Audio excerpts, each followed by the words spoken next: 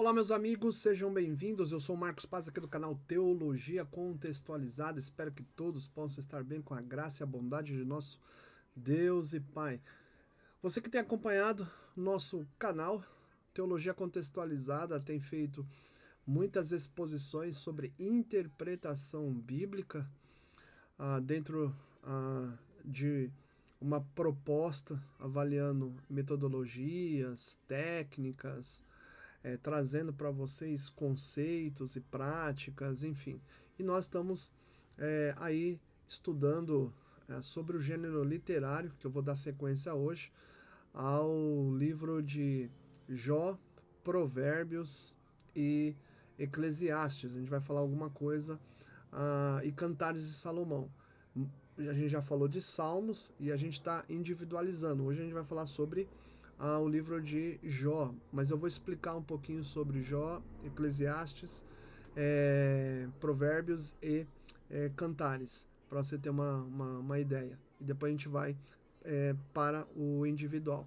Mas você que está inscrito no canal aí, deixa seus comentários, deixa o seu like, compartilha, porque isso fortalece e a gente quer chegar aí a uma meta aí de 1.000 inscritos aí no canal. Sei que é uma meta, a princípio até o final do ano, bem complexa, mas nós vamos trabalhar para isso, né? E a gente pede aí a sua ajuda. O canal é orgânico, a gente não investe em tráfego pago, até porque a gente não tem um cacife para isso, porém a gente vai fazendo de forma aí contínua, perene, perseverando aí, trazendo conteúdo com qualidade, relevância e observando as coisas. O canal não é um canal de entretenimento, mas de educação teológica, de educação cristã, onde a gente trabalha as ramificações teológicas, bíblicas, históricas,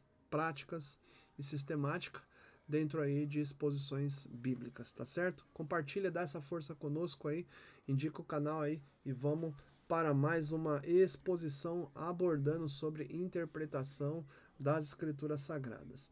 Tendo pressuposto aí uma fala do Dr. Russell Shedd, tá? Que a gente sempre tem colocado isso, batido isso com vocês.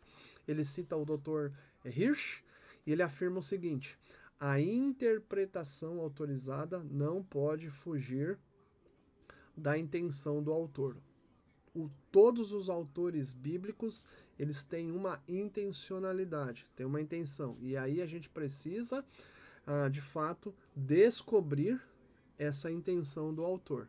E por isso a gente precisa ter uma disciplina pessoal de ler o texto, de ouvir o texto, o que o autor quis dizer, e não colocar no texto o que o autor não quis dizer. Essa é uma tarefa bem difícil, porque tem que ter disciplina, porque cada um de nós tem pressupostos estabelecidos e aí a gente precisa aí ser disciplinado nisso. Mas com a graça e a bondade de Deus, a gente vai exercitando essa disciplina.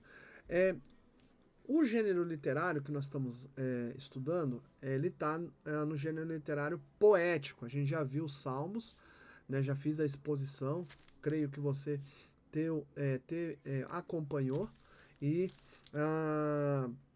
vai ser mais uma longa jornada aí ainda em cima dos poéticos, né?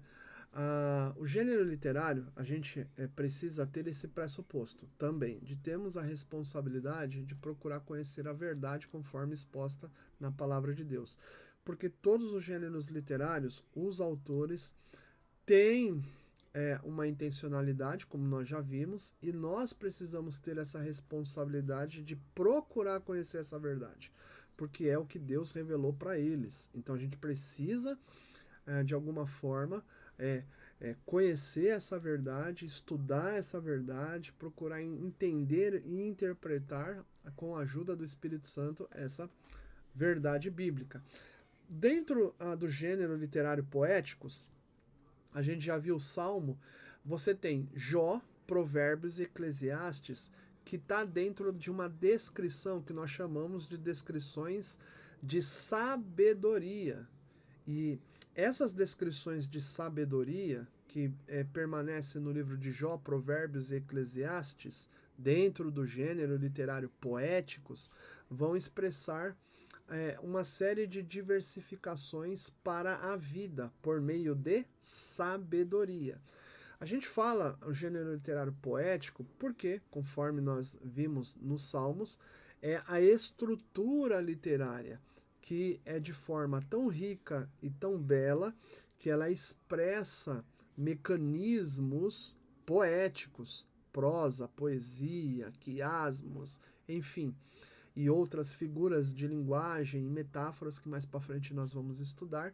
Mas Jó, Provérbios e Eclesiástico, dentro do livro dos poéticos, traz essa classificação, essa sabedoria aí que é expressada dentro do aspecto da vida existencial. Então você tem discursos sobre aflições, sabedoria prudencial, que vai fazer com que o indivíduo possa ter uma ajuda, um direcional para viver de forma responsavelmente.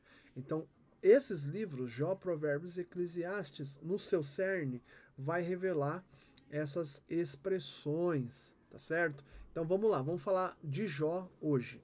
Jó, ele vai apresentar uma diversidade literária dentro do seu contexto. E dentro desse contexto, você vai perceber, dentro da sua literalidade, diálogos, monólogos, discursos, narrativas, hinos.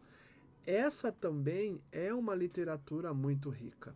O livro de Jó é pouco lido, mas o livro de Jó tem ensinamentos poderosos, riquíssimos, que orientam a nossa vida. Então, vai destacar as maravilhas de Deus, vai destacar que Deus pode fazer o que desejar fazer. Também vai destacar Jó confessando que não entendia nada acerca de Deus e ficou maravilhado com Deus. Na evolução, no movimento de narrativa, de discurso, de escrita desse livro, você tem coisas específicas dentro dessa literatura que te encorajam, que te fortalece e ao mesmo tempo que te leva para uma reflexão de vida por meio da sabedoria que lá dentro é estabelecida, tá? Então aqui você está vendo aqui dentro da estrutura do livro de Jó, eu coloquei para você ter uma ideia, porque quando você for estudar o livro de Jó especificamente, é importante você ter essa clareza da estrutura do livro para você poder interpretar os capítulos, ou seja, os movimentos, como eu disse anteriormente, que Jó, nos seus capítulos, vão trazendo dentro da escrita. Então, Jó, capítulo 1 a capítulo 2, você tem o prólogo, ou seja, você tem a entrada em forma de prosa, que vai apresentar o quê? Os personagens, o enredo. A gente já estudou sobre uma forma literária, que é o gênero literário chamado narrativas, onde você vai encontrar o quê? Você vai encontrar pelo menos 3 elementos importantíssimos, que o coadjuvante, o antagonista e aquele que é o que é o autor principal ali, né? O protagonista. Então você tem um protagonista, o antagonista e os coadjuvantes. Jó também tem narrativas. Mesmo sendo uma literatura poética, dentro da sabedoria de vida que ali encontra-se em forma de poesia e tantas outras formas diversas, é importante você identificar os personagens ali principais ali, tá certo? Isso é interessante. Jó 3 ao capítulo 31, você tem Jó dialogando com seus 3 amigos. E esses amigos, dentro da narrativa, tem algumas falas ali que é importante você pensar, refletir, e você vai ver afirmações negativas, você vai ver aflições, você vai ver pré-julgamentos, você vai ver uma série de coisas acontecendo entre essas personagens. Jó 3, o lamento de Jó. Jó ele vai expressar o que a sua alma, né, está passando.